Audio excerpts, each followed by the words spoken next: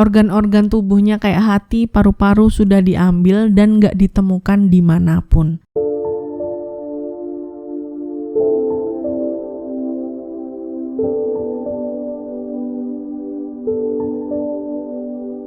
Keluarga Brand adalah sebuah keluarga imigran asal Jerman yang tinggal di Fort Wayne, Indiana, Amerika Serikat. Keluarga ini terdiri dari Herbert sang ayah, Il sang ibu, anak perempuan pertama berusia 15 tahun bernama Angela, anak kedua laki-laki bernama Carl yang berusia 13 tahun, dan Carl ini lebih sering dipanggil sebagai Charlie oleh keluarga dan juga teman-temannya. Lalu anak ketiga dan keempat adalah perempuan yang identitasnya itu dan usianya nggak dipublikasikan. Dan ada juga calon anak 5 dari keluarga ini karena sang ibu yaitu Ilse pada saat itu sedang hamil besar. Nah, pada tanggal 3 Januari tahun 1971, keluarga ini sedang gembira karena mereka baru punya TV baru yang berwarna. Setelah sebelumnya itu mereka cuma nonton TV yang hitam putih. Di sore itu mereka kumpul di ruang keluarga dan nonton TV sampai malam hari. Namun ketika malam udah mulai larut, kedua orang tua memutuskan untuk udahan nontonnya karena besok pagi itu anak-anak mereka harus bangun pagi untuk sekolah. TV dimatikan lalu mereka bareng-bareng bersihin ruang keluarga dan mereka lalu masing-masing berjalan menuju kamar untuk tidur. Tidak lama berselang, Angela si anak sulung mendengar suara tembakan dari arah kamar orang tua mereka. Dan suara tembakan itu diiringi dengan jeritan keras dari ayah dan ibunya. Belum sempat Angela berlari ke kamar orang tuanya untuk melihat apa yang terjadi. Charlie si anak kedua tiba-tiba masuk ke kamar Angela dengan membawa senapan. Charlie menodongkan senjata itu ke arah Angela untuk mencoba menembak Angela. Namun Angela beruntung karena ternyata peluru di dalam senjata itu udah habis. Angela langsung berlari ke arah adik laki-lakinya dan ia merampas senjata dari tangan Charlie dengan paksa.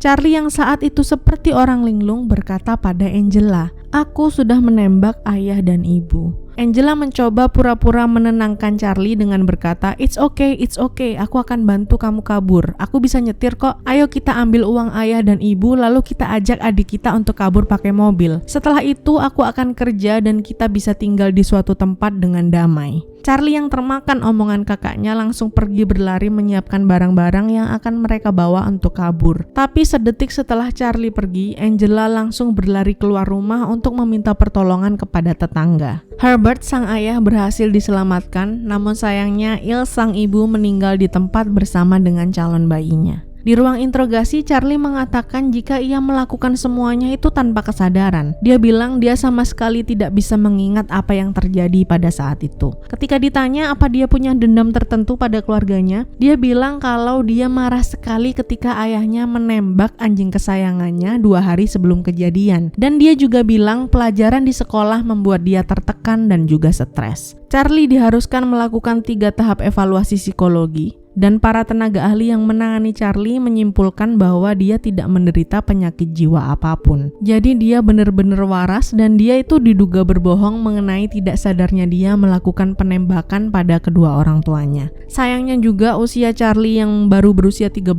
tahun membuat dia tidak bisa diadili atas pembunuhan yang ia lakukan. Dan dia cuma ditaruh di panti rehabilitasi anak. Setelah cuma setahun dia direhab, dia dibebaskan begitu saja tanpa pengawasan, tanpa wajib lapor, tanpa syarat apa-apa. Bahkan keluarga Charlie juga menutup rapat peristiwa ini, kayak mereka tuh gak pernah ngomongin hal ini. Dan kedua saudara perempuan Charlie yang paling kecil gak tahu jika ibu mereka itu meninggal karena ditembak sama kakaknya. Mereka taunya ibu mereka meninggal karena kecelakaan mobil. Charlie kembali tinggal bersama ayahnya dan saudara-saudaranya, lalu mereka meninggalkan kota Fort Wayne dan pindah ke kota Ormond Beach, Florida untuk menghindari gunjingan dari orang sekitar.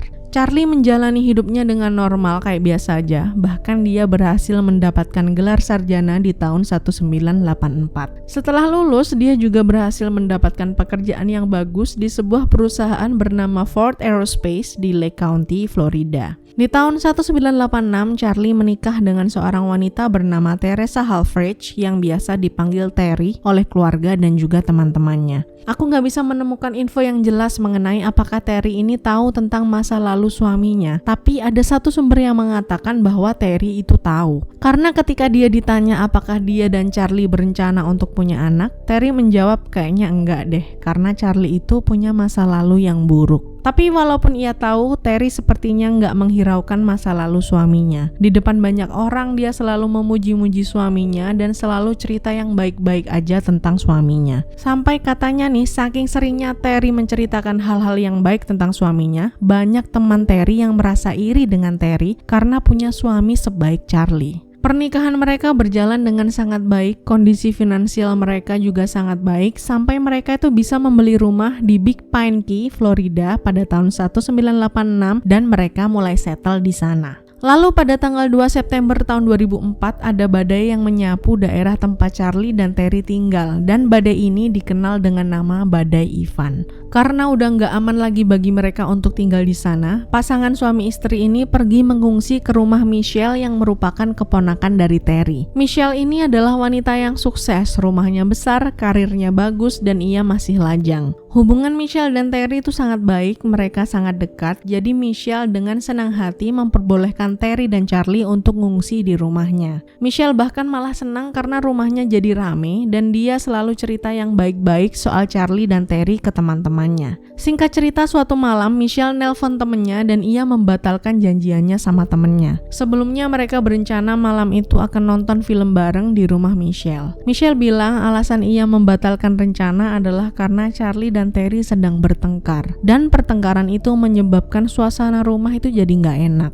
Di telepon itu teman Michelle bilang, oke nggak apa-apa, kita kan bisa ketemu lain waktu. Dan ternyata telepon itu adalah terakhir kalinya Michelle terlihat dan terdengar hidup. Selama beberapa hari Michelle nggak ada kabar, padahal biasanya ia hampir tiap hari akan telepon teman terdekatnya dan juga keluarganya, terutama ibunya. Teman Michelle yang rumahnya agak dekat dari Michelle penasaran, dan si teman ini pergilah ke rumah Michelle untuk menengok. Kenapa sih sebenarnya Michelle ini kok nggak ada kabar dan nggak pernah ngangkat teleponnya? Nah, setelah sampai di rumah Michelle, si teman keliling rumah, namun rumah itu kelihatan kayak nggak ada orangnya. Dia manggil-manggil nggak ada yang jawab, dia gedor-gedor nggak ada yang buka pintunya, sampai pada akhirnya si teman berjalan menuju ke garasi Michelle. Ia mengintip ke dalam garasi dan ia melihat ada seorang laki-laki yang badannya sudah membusuk tergantung di garasi. Teman Michelle tentunya syok, kaget, dan ia langsung menelpon polisi. Ketika polisi sudah datang, rumah Michelle langsung didobrak dan polisi pun langsung menggeledah seisi rumah. Di ruang keluarga ditemukan tubuh Terry yang sudah tidak bernyawa tergeletak di atas sofa, dan setelah polisi masuk ke kamar Michelle, tubuh Michelle ditemukan dengan keadaan paling mengerikan dari kedua mayat sebelumnya. Badan Michelle yang sudah tidak berkepala diletakkan dalam posisi duduk di atas ranjangnya, dan kepala Michelle diletakkan di samping badannya. Organ-organ tubuhnya kayak hati, paru-paru sudah diambil dan gak ditemukan dimanapun. Terry sendiri meninggal karena 7 luka tusukan pisau dan Charlie meninggal karena ia melakukan bundir dengan cara menggantung dirinya dengan kain spray. Diduga Charlie membunuh Terry terlebih dahulu agar tidak ada yang menghalangi dia mengeksekusi badan Michelle. Lalu setelah ia mengeksekusi Michelle, ia melakukan bundir.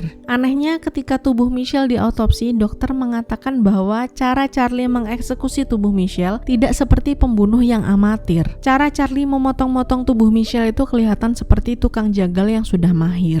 Investigator menggeledah rumah Charlie untuk melakukan penyelidikan lebih lanjut, dan di sana mereka menemukan barang-barang bukti yang membuat bulu kuduk merinding. Di pintu kamar Charlie tergantung sebuah gambar yang menunjukkan anatomi tubuh perempuan. Di komputer Charlie terdapat banyak sekali video-video autopsi, pembedahan, dan operasi yang dilakukan pada tubuh manusia. Makin mirisnya lagi, banyak juga video-video yang isinya menunjukkan penyiksaan terhadap perempuan. Ditemukan juga buku catatan yang ditulis oleh Charlie, dan di sana tertulis banyak sekali hal mengenai Michelle. Karena ternyata Charlie tergila-gila dengan Michelle. Bahkan di buku catatannya, Charlie memberikan Michelle nama panggilan khusus, yaitu si Victoria's Secret. Iya guys, bener kayak Victoria's Secret, merek pakaian dalam itu maksudnya. Temuan ini membuat investigator semakin yakin jika Charlie tidak hanya melakukan hal ini pada Michelle. Mereka yakin jika Charlie sudah melakukan berkali-kali pembunuhan dengan metode yang sama dengan metode yang ia terapkan pada Michelle. Investigator mulai memperdalam lagi kasus-kasus pembunuhan yang tidak terpecahkan di sekitar daerah yang pernah ditinggali oleh Charlie. Dan ternyata ada 3 kasus pembunuhan yang diperkirakan dilakukan oleh Charlie. Yang pertama adalah kasus pembunuhan seorang anak berusia 12 tahun yang bernama Carol Sullivan. Pada tahun 1978, Carol diculik dan dibunuh dengan cara dipenggal. Badannya ditemukan terlebih dahulu, lalu beberapa hari kemudian kepala Carol ditemukan dibuang di sebuah keranjang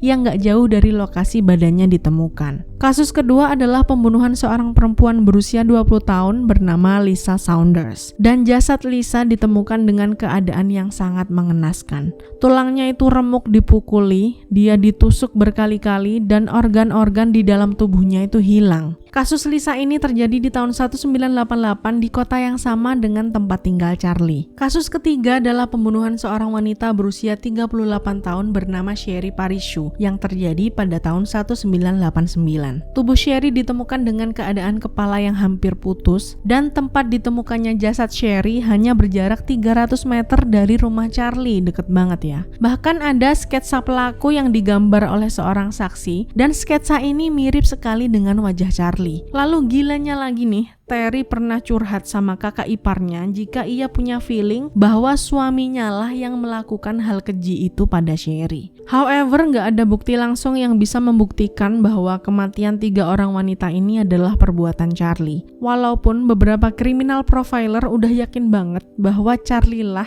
penyebab kematian dari 3 orang wanita yang tewas secara mengenaskan di Big Pine Key, Florida.